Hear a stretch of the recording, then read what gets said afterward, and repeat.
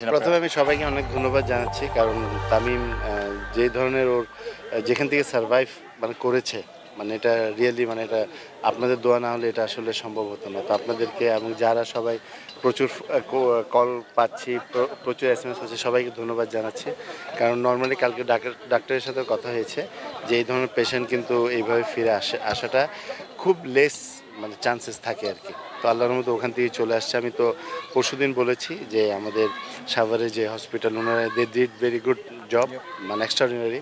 তারপরে বিকেএসপিতেও ফ্যাসিলিটিস ভালো ছিল। তারপর আমরা এখন এভার কেয়ারে নিয়ে আসছি কালকে রাত্রে, এবং সেখানে সে অবজারভেশনে আছে। তো ডাক্তারের সাথে আলাপ হয়েছে, তো আল্লাহর মতে ও যদি আরও 2-3 দিন এইভাবে থাকে, এখন যে কন্ডিশনে আছে, তাহলে ওকে আমরা বাসায় নিয়ে আসতে পারি। এবং দেশের বাইরে নেওয়ার কোনো সেটা এখন আপাতত আমরা এখানে যেটা হওয়ার তো সেটা হয়ে গেছে, যে আপনার রিং লাগানো হয়ে গেছে।